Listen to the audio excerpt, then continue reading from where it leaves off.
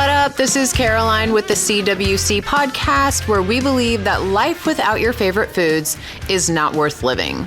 I'm going to be talking a lot about my journey to food freedom, and of course, I will always keep it real by sharing the good, the bad, and of course, the ugly.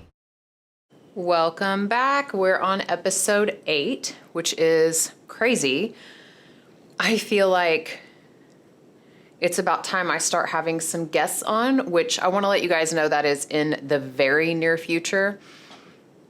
Very near future. So it's not just going to be me all the time. Not that that would be terrible, but today, my episode, I just had my surgery 11 days ago. So I know that not the previous episode or the previous two.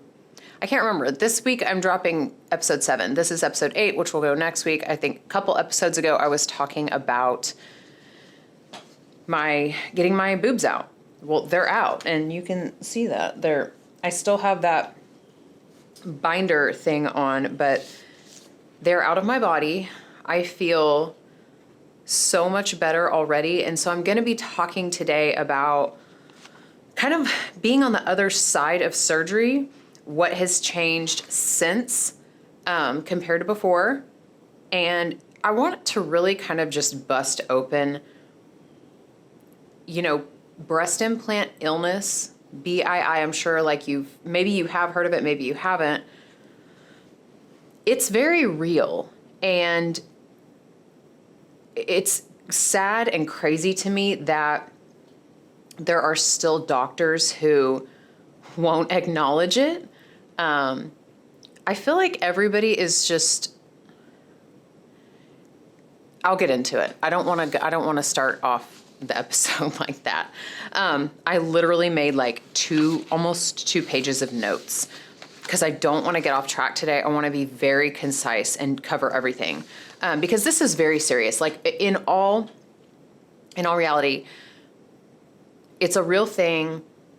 I am living proof. I'm going to be telling my story today. I don't want to be dramatic, but I also don't want to downplay it. And I told Dana yesterday that I didn't realize it, but I felt like the past probably 6 months, I've had symptoms for 2 years now, but the past 6 months, looking back, I feel like my breast implants were trying to slowly kill me, suffocate me.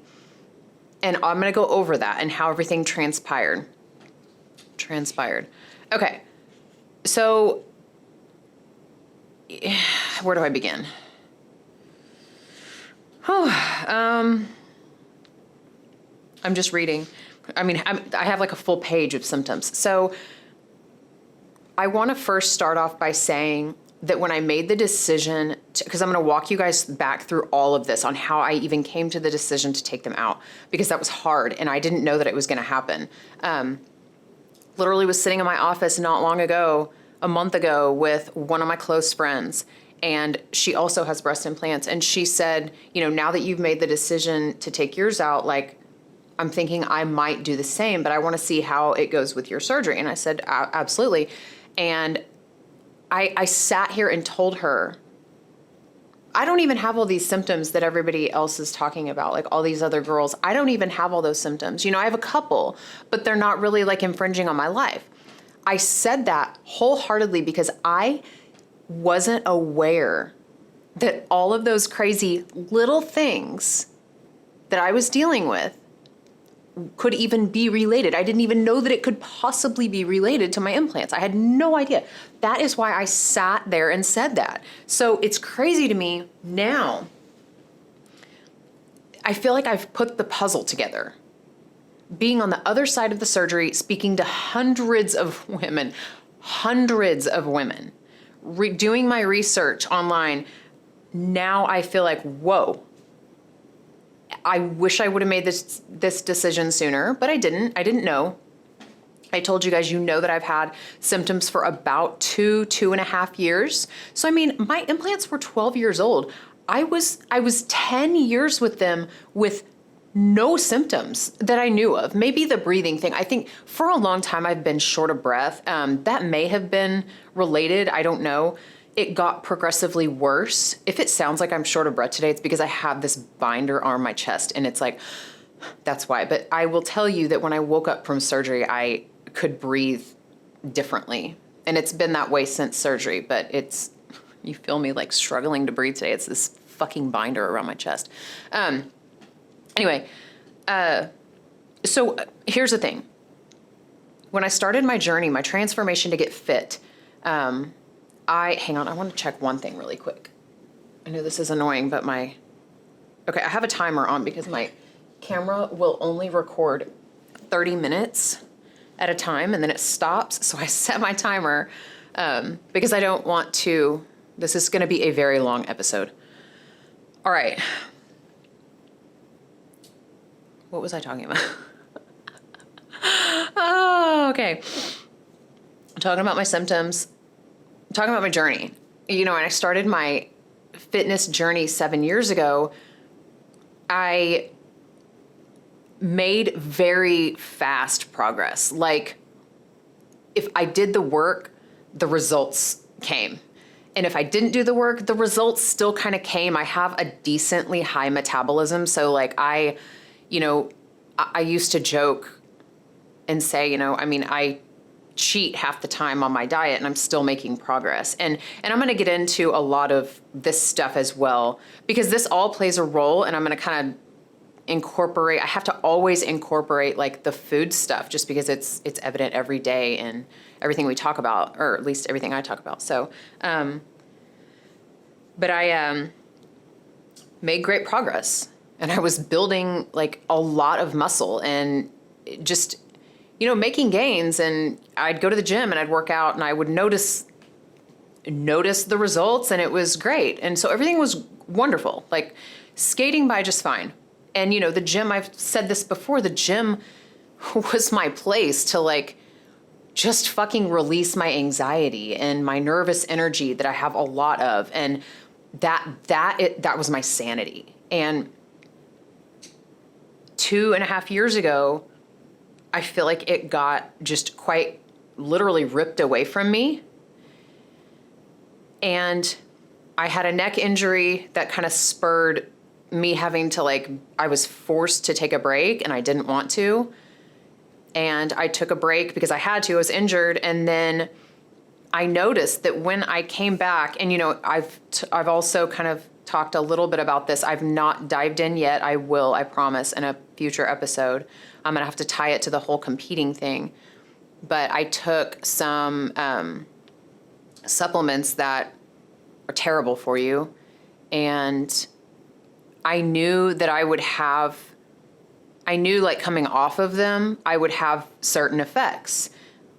My adrenals were shot, my hormones were out of balance. All of these things were taking place, which I was aware of. So I kind of prepared myself, but I was exhausted.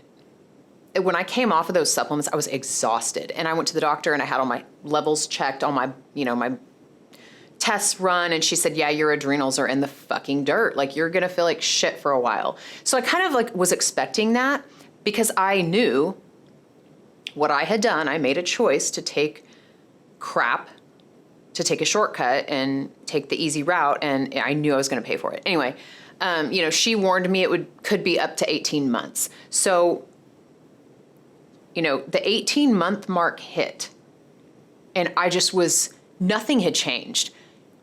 Nothing had changed. My energy had gotten worse. My energy levels. I was just, and I told my husband this, I said this, I don't know how many times, you guys. I stood there in the bathroom every night and I would say, I can't go work out. He's like, did you go work out today? And I'm like, I can't. And he's like, yes, you can. And I don't want to make him sound bad, but he didn't know. I didn't know what was really going on. And he kept saying, everyone's tired. Drink some extra caffeine, take some pre-workout, go and just push yourself. And I was like, I don't think you understand. I'm not being a vagina about this. I can't physically do it. I'm trying to lift weight and it's my body won't do it. So this is I used to work out like 5 to 6 days a week. You guys, I was not able to go to the gym and push myself one day without having to take the next 5 days off. It got so bad, so terrible that like towards the end, like about a month ago, I couldn't even work out. I wouldn't even go to the gym because I knew I was like, and it was so sad. Like looking back now, like it's just, I get more angry. I've noticed myself going through these phases now that they're out of like anger. Like what a fucking waste. I've been mad at myself. Like, why did you even do this? Like, why? What was the point? Confusion, empathy towards my physical body. Like, what was wrong with me? Why did I feel like I needed them? And at the very like crux of all this, it seems so fucking silly. Like it really does. It seems really fucking silly that I put jelly bags in my tits to make them bigger. I don't know. It just, obviously I'm older and I feel like with age comes wisdom, and I just don't understand why I ever chose to do this to my body. And I'm getting to like the importance of it. I know that I don't want to be like a drama queen, but this, I feel like ultimately, and I know that this is life or death for some women. And it really is. Like, I know that doctors will not fucking acknowledge it. There are some that will, thank goodness. But like, there's a lot of doctors who are like, well, how do you know that this is even related to that? Like, it could be so many other things. Well, when you talk to hundreds of women, and not just talk, like physically, I am speaking to hundreds of women daily about this now. You can go online, and there's women all over the world sharing their story of how their breast implants made them very sick. And it's legit like 30 to 35 symptoms that they all have across the board. And they're weird. They're not like, it's like, yeah, some of them, like, it's like headaches, sure, headaches can be from anything. I understand that. Fatigue, got it. Fatigue can be from anything. But like, when you get down to like these very bizarre, like joint pain, ear pain, throat pain, asphyxiation, the sensation that you're choking, bottom of the foot pain, very specific weird things, bladder issues, overactive bladder. I'm sorry, but that's a really specific symptom. And it's across the board. Everyone who's got implants at some point may or may not, and some women may have them their whole life and never have a symptom, but there's a lot that do. And it's really weird. I've noticed that some women, I had one girl say that she got them put in and she immediately felt symptoms, like immediately after getting them put in. And so she immediately had them explanted. I had them for 10 years and was fine. Like, I was fine. Maybe my body slowly started just saying, I can't do this. And that's what I feel like. I told Dana, my body has been in survival mode for 2 years. And I'm leading up, I was talking about the gym and stuff, to say like, I was still doing everything I was following my macros. I was still making myself every day. I would try to go to the gym. If I didn't make it, I still hit I still did what I was supposed to do. And I told Dana, I said, I've made no progress for 2 years. I feel like my muscle is literally deteriorating and I can't do anything about it. And it's weird. It's like no matter what I do, nothing is changing. It's because my body was literally in survival mode. Like, I can't do anything for you right now because I'm literally just trying to survive.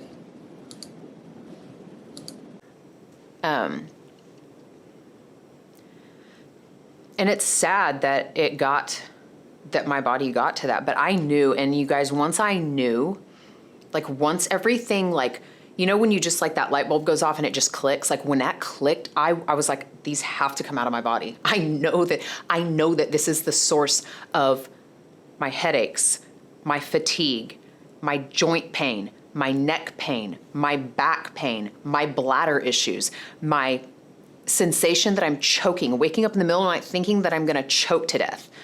Yes, that happened multiple times and it was scary as fuck. like not being able to like swallow easily, which is also terrifying because it kind of makes you feel like you're choking. And that's a common symptom. Excessive saliva. Like I went to the doctor, I went to multiple doctors and I was like, this is weird, but why do I'm constantly swallowing. Like, is that normal? Is that like, have you ever heard of this? No, I've never heard of that. My doctor had never heard of it. She sent me to the dentist and thought it was like a dental issue. And the dentist was like, I've literally never heard of that. Nothing's wrong with you. Go home. Okay. So I'm like standing over the sink most days, spitting because I have excess saliva. I told you guys, I'm breaking this shit down for you. Like, this is what I dealt with for a very long time. And a lot of these symptoms, before I even started to connect the dots that it could have been related to my implants, I was just like, what are all these random things? I guess I'm just going to live with them now. Like, what the fuck? Where did they come from? Why do I all of a sudden, like I don't do that anymore. I haven't done that since my surgery, maybe once or twice, but like I used to do that all the time. If you have watched my podcast episodes, I'm sure you can go back and watch and you will notice that I am constantly clearing my throat in previous episodes. Constant throat clearing. What else? Good God. I have them right here. Excessive swallowing, can't take a full breath easily, literally unable to work out or lift weights, super slow, body is just like super slow to recover after any workouts.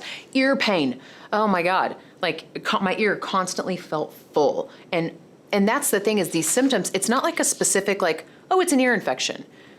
By the way, I went to my doctor for that too. And she was like, yeah, you need to go see an ENT. Went to an ENT. The ENT said my ear was like perfect. Nothing was wrong. No fluid. Nothing visibly wrong. I paid $300 to go to an ENT for him to tell me I'm fine. Then I went to the audiologist. He was like, oh, while you're here, let's go see the audiologist. Audiologist was like, you hear better than 90% of people that come through here. So I'm like, dude, what the fuck is wrong with my ear? This one feels fine. This one feels full all the time. Like when I used to talk, it would it just felt muffled. Well, oh, shocker, come to find out, like all the other women I've been speaking to had the same exact sensation. And no one knows what it is. Shocker. Joint pain, overactive bladder, anxiety, panic attacks. The anxiety that I felt, I can't even explain it without sounding like a psychopath. You can ask my husband. He went through it with me because I would come home and just have these like crazy, almost like a breakdown. And I didn't know why it was happening, but I was aware that something wasn't right. And I remember talking to Dana about this. Like I would say, I'm having really crazy, scary thoughts. And I know that I know it's not me. Like I know that I don't really want to think these things, but they're there and it's scaring me. Almost like I was losing control, like not only of my body, but my mind too. It was really scary. Foggy headed, forgetful, vision loss. I had 20/20 vision my whole life. And the headaches made me think, oh, I need to maybe go get reading glasses. Like the headaches got so bad that I went to the eye doctor not long ago, 2 months ago. And the eye doctor was like, your right eye is like terrible all of a sudden. And I was like, how does that happen? And why is it just my right eye? So I got reading glasses. And my vision took a rapid decline pretty quickly out of nowhere because I didn't notice the vision stuff until pretty recently. It's getting way better already. I'm still having trouble with my right eye, but it's getting better since I got them out. Anyway, I think I covered pain in abdomen and shooting pain in breasts. All women with breast implants have that shooting pain. It's terrible. It hurts really bad. But I think I covered all the symptoms. Hair loss. I forgot to say hair loss.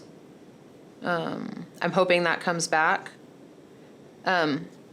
This was one that I spoke to some women about, and it's going to make me, all these symptoms, I feel like they make people, I'm going to stop saying that because I keep talking to women and they say, I know I'm not crazy.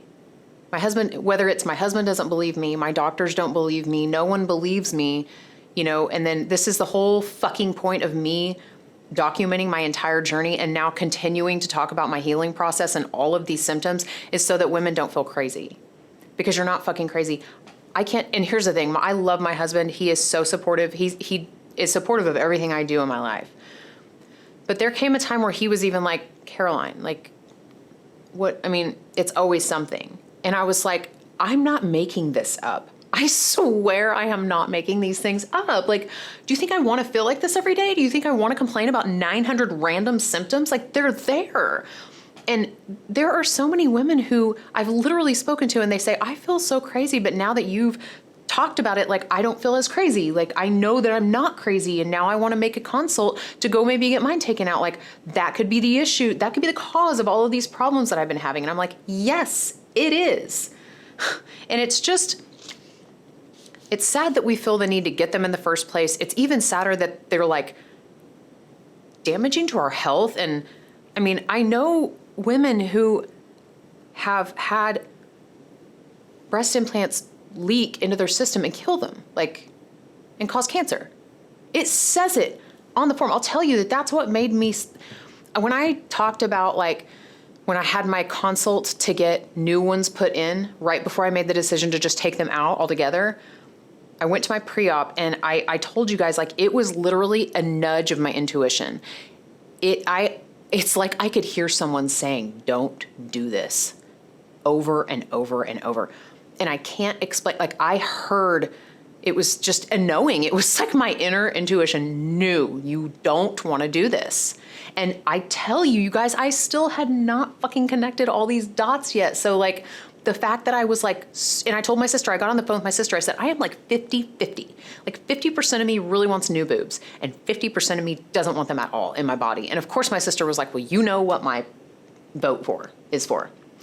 And she said, I want you to just take them out. Like, I don't think you need new ones. Like, I didn't think you needed them in the first place. So, you know, I wrestled with the idea of what I wanted to do for a long time.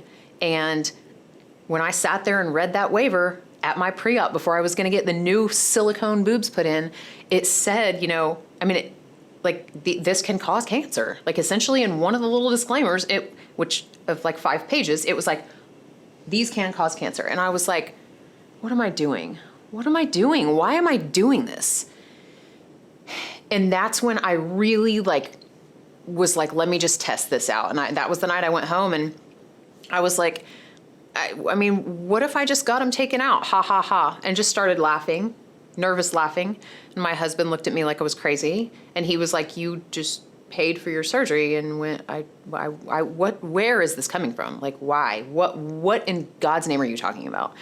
And that's how, like, taken aback he was. And I was just like, and at the time I was just seeing how he would react. And I mean, I knew deep down what I wanted to do. I knew it. I would have made the decision right then and there, but I wanted to see how he was going to react. And, you know, it took a couple days of just bouncing it back and forth and him getting even used to the idea. And he was like, obviously it's your body, do what you want. I'll support you, whatever. You know, I don't care. At the end of the day, like, I didn't marry you because of your boobs. Thank goodness, because I don't have any. Anyway. And so that's really like, I said, let me just call this surgery off and think about it. I won't make a decision yet. I really want to like let this simmer and make the right decision. So I called my surgery off and felt an immediate sigh of relief. And then that's when the dots started connecting. I made a post about, you know, talking about getting an explant, and all these women reached out to me.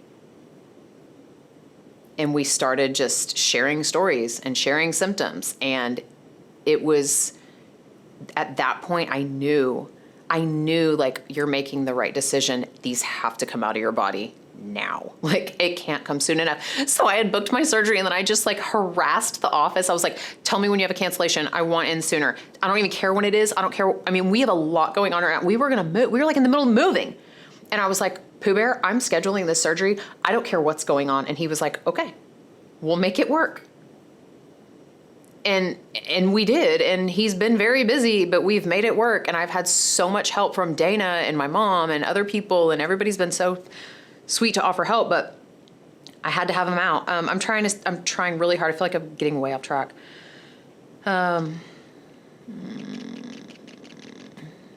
I think I've touched on everything. I'm going to talk about the actual surgery. Okay, I'm going to talk about the surgery here, and then at the end, I'm going to give you guys tips. If you are listening or watching and you have breast implants and want to know more, I'm going to give you some more tips. I need to check my timer real quick. Make sure I need to stop. Yeah, we're at a minute. I'm going to stop it and restart. Okay, hang on. All right. Getting the hang of this. I'm back. Okay, so I'll talk about the surgery. I've had a lot of women say, you know, I'm terrified of the surgery. I don't know if I can do it. I don't know if I can handle the recovery time. Here's how my surgery went. I'll be very blunt with you and tell you guys everything. First of all, if you're even thinking about doing this, you need to make sure that you choose a surgeon who does not think you're crazy. I cannot emphasize that enough. You need to choose a surgeon who does a full in-block, the capsulectomy, like everything. That means they're not just taking the implants out, they're taking the capsule that forms around, hang on. That means they're taking the capsule that your body forms around the implant out as well, because that has toxins in it and you don't want that left in your body. It's kind of, why would you have surgery just to remove the implant? You've got to get the full capsule out. I didn't know that. And I had reached out to a friend who I saw had an explant literally the day I went to my pre-op. And I know her very well. It was like the first person who I know. Like, I know her, we are friends. And she's the first person I saw that like started talking about she explanted and got her boobs taken out. So I immediately reached out to her and I was like, oh my God, tell me everything. Cause that was when I was still on the fence. And I just was not on the fence after I spoke to her. And she told me like, make sure like you can't just go to any regular plastic surgeon. Like they have to like specialize in the full in-block capsulectomy. And I was like, okay, I might be pronouncing that wrong. I don't know if in-block and capsulectomy are the same thing. I'm not a plastic surgeon, but I've heard both terms. So I'm just saying them both. It basically, you want the whole capsule plus the implant out. Shit, I was gonna print pictures to show you. Anyway, that's number 2, you need to make sure. And you have to have obviously like your relationship with your doctor has to be, you gotta trust them and have a good relationship with them. I really think that that's an important, if you're gonna have major surgery, like that has to be a piece of the puzzle. So I went in the day of my surgery and it was so different from when I went to have them put in. I wasn't nervous at all. I really wasn't. I wasn't nervous at all going into surgery. I was so ready. Like I knew that if even like seriously, if even 1 or 2 of these symptoms went away, that it would be worth it, but I knew that more of them would. I knew it in my body just knew it. And so when I woke up from surgery, I was so coherent and it was weird. I was so incoherent when I woke up when I had them put in. And I remember my mom was like, you woke up like cussing and embarrassing us. Like, I can't remember what I was saying, obviously, because I was high as a kite, but I was very incoherent when I woke up after getting them put in. And I remember that. And when I woke up from having them taken out, I was for being high as a kite, I was very coherent. Like, I remember talking to my doctor. I remember talking to the nurse. I remember talking to Josh. Like, I remember, and I don't know. It was really weird. I remember at the time when I woke up, I was like, wow, I shouldn't be this coherent, but I am. How cool. Like, and I could breathe. That was I could not wait to wake up from my surgery because I had heard so many women say, just wait. When you wake up from your surgery, you're going to take a full deep breath and it's going to be like life. Like, it's the best feeling ever. And it was like, oh my God, I'm not struggling to breathe. Like, you guys, sometimes I would have to stop and be like, and focus on my breathing. Like, that's how bad it was. And I couldn't sleep on my back. I couldn't sleep on my back at night when I have my implants because they sit right on top of your lungs and I couldn't breathe at night if I laid on my back. And like, now I'm sleeping on my back. It's crazy. That was the first thing I noticed. Obviously I was heavily medicated, so I was on a lot of pain medication the first couple days, so I didn't really feel much pain of anything. Once the pain meds started to wear off, I started to pay more attention. I noticed that my lower back pain is like gone. And I'm not going to sit here and lie and claim that like all of my symptoms are magically gone, because they're not. There's still some that are there. But my lower back pain is like fucking non-existent. That was the first thing I noticed. I was like, well, that's weird. No lower back pain. My neck doesn't hurt. And lower back pain and neck pain are also two things that are rampant through women who have breast implants and start experiencing symptoms. Those are two of the symptoms. And so that was like, wow, cool. What else did I immediately notice? I'm gonna have to look back. I'll say this. I feel it in my bones that like whatever was attacking my body is gone. I feel like my body is healing. I can literally feel it healing itself. I know that sounds weird, but I don't feel those crazy thoughts anymore that were literally kind of always there, like just brewing. It was there all the time. I was cognizant of them. They're not there. And I told my husband that. I said, Pooh Bear, I'm connecting even more dots now that I have them out. Like, remember that time that I came home and went like crazy about this? Like, I think that like, I don't have they're not there. Like, it's just gone. I can't explain it. It's really hard to explain. I don't feel a massive sense of fatigue. I know I'm still healing. And so my energy levels are not where they need to be yet, obviously, but like, I don't feel like I sleep and then wake up. And like I said the other day on my Instagram story, I would sleep for like 9 hours or 10 hours and I'd wake up and feel like I slept an hour. That's what the fatigue felt like. It was fucking terrible. So you can imagine trying to go to the gym. Like, I was just having trouble functioning throughout the day, much less going to the gym.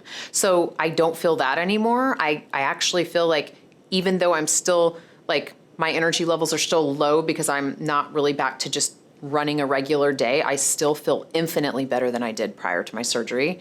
My bladder issues are significantly improved. I noticed that like the week after my surgery, which was weird. I wasn't expecting that one to be an immediate, but it was. My skin looks like a different person's skin.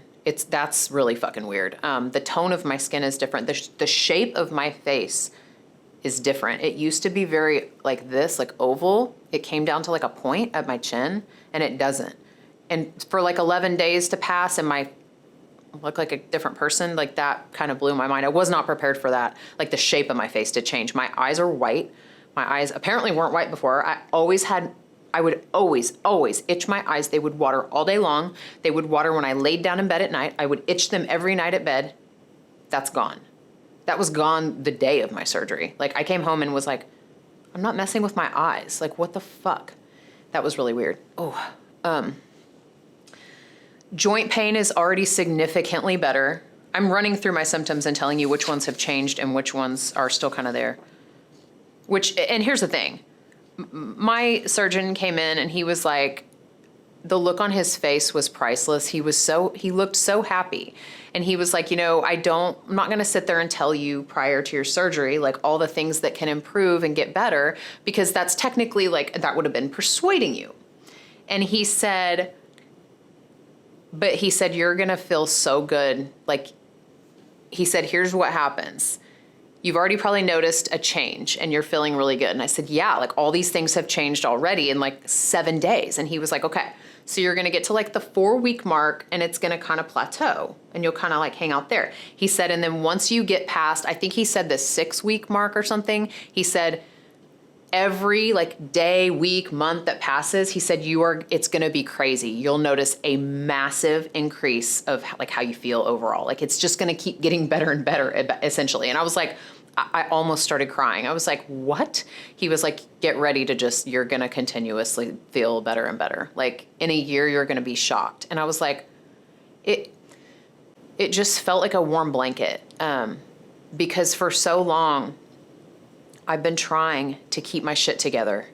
And I told Dana, like the other day, I just felt I was having a really, really tough day the other day. And she was like, look, you have been in complete survival mode and look what you've accomplished being in survival mode, basically feeling like you're running on fumes every day.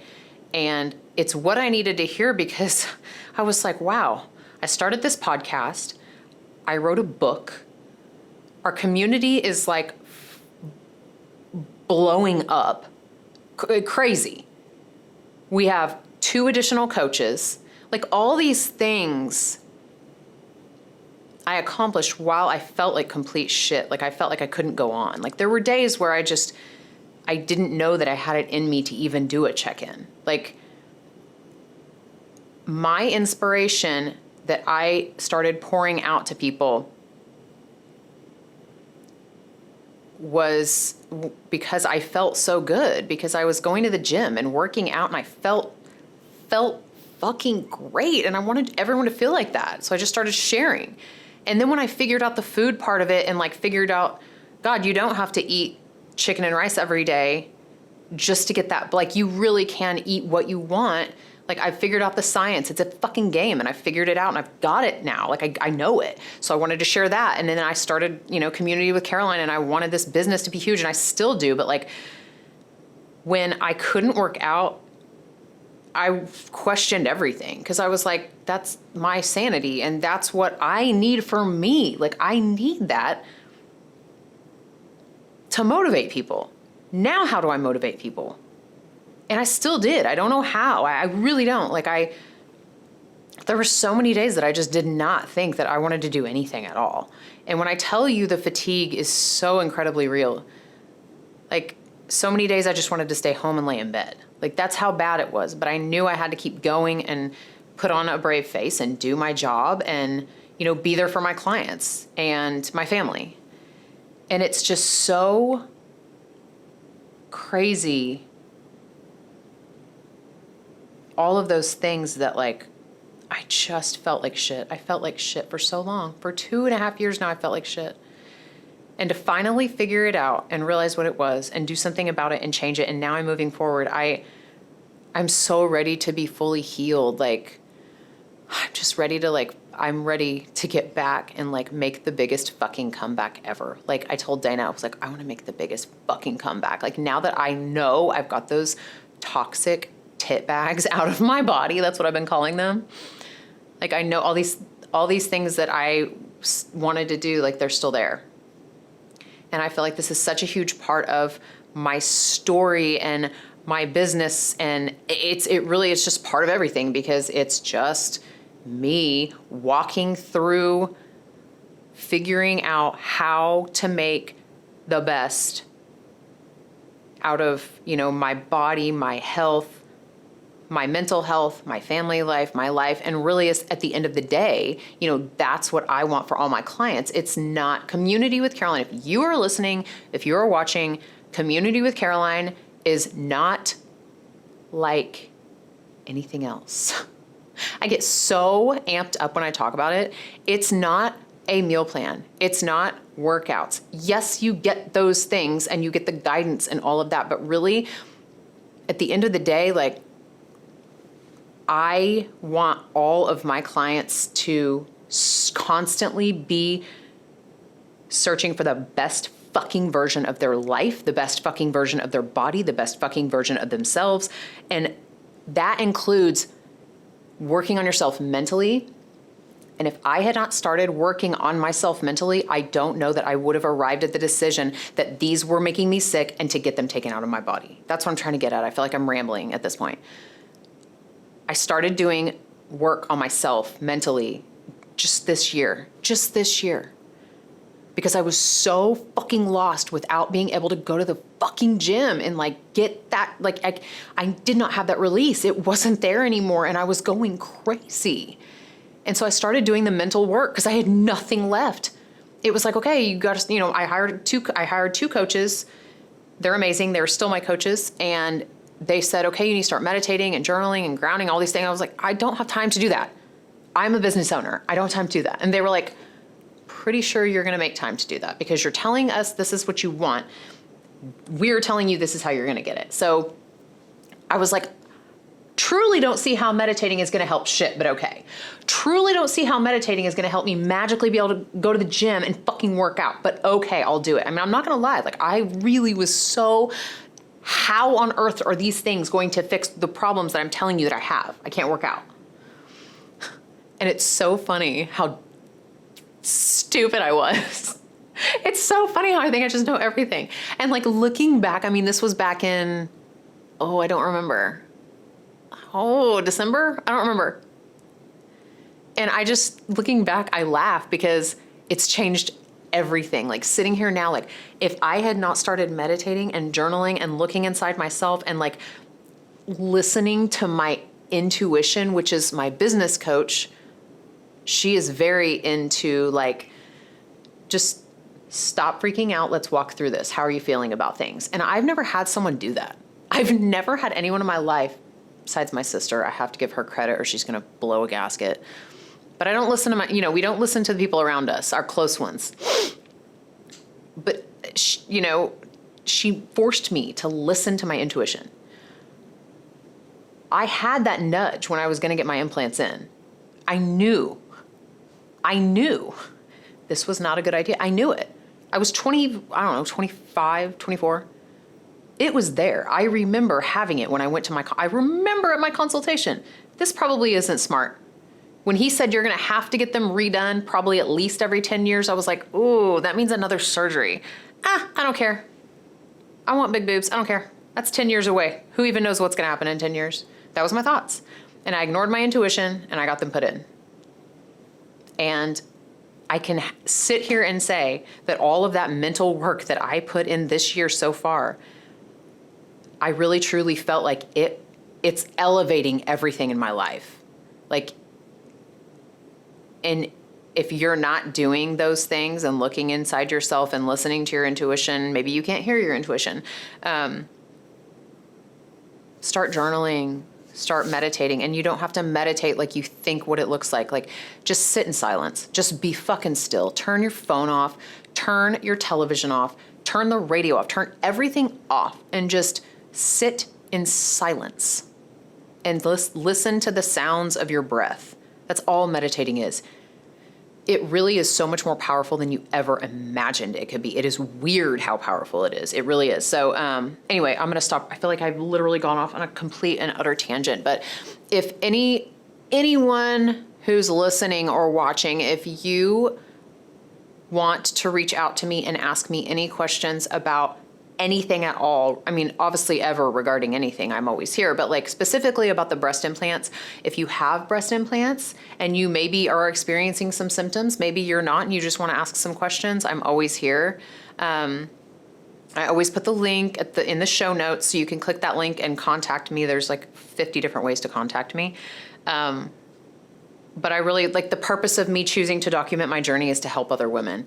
And I've had at least 10 reach out to me so far and say, I was literally about to go get a consult to get breast implants and now it's not even an option. I've had at least 10 book a consult with my surgeon to get theirs taken out. I'm happy. Like if that's all, like I'm happy. I want it to continue to help more. I know that it will, me continuing to talk about it, and I'm going to literally not stop talking about it because it's part of my life. And that's what I do with my business and everything is I talk about my life and I tell you guys authentically what I'm going through. So I'm going to continuously update you on my symptoms. I'm going to continuously update you on my healing process and how everything is going. I did get a lift. I forgot to talk about this real quick before I go. I did get a lift. A lot of girls asked about, did you get a lift too? I did because I had very small boobs before. So I knew like after breastfeeding, if he just took the implants out, it would literally be like 2 flops of skin hanging there. So I got the lift. It looks amazing. It is more painful. The recovery is a little bit more painful with a lift than if you do not get a lift. So a lot more actually, but I'm on day 11. I had my surgery 11 days ago and like, I feel great. Yes, I'm still very, very sore. I'm not taking any pain medication. I'm not taking any Advil, nothing. I finished my antibiotics today. So the pain right now is very, very like livable. I might take some Advil later on, but other than that, like it's not bad. It's really not bad. Would I do it again? Hell yes. I would do it without even asking in a heartbeat. So I hope that you guys like that episode. It's probably the longest episode I've got so far. Almost an hour. Crazy. I I don't even know. I do know what next week's episode is going to be about, but I'm not going to say it just yet. You'll just have to wait and watch and see. And I will have guests very soon. So get excited. I have like a fucking list a mile long of people I want to have on here. And so I need to go ahead and get that scheduled. So that's it. Thank you guys for listening. Check out the link. Like I said, I'm going to put my link tree in the show notes. If you click it, it pulls up like my Instagram, my YouTube, my email, my website, where you can get my book on Amazon, all of those things, the link to our Facebook community. Click it and join us. All right, that's it. I hope you guys have a great day. I will talk to you later. Thank you for checking out the CWC podcast. If you want to learn more about our community, make sure to check out the show notes.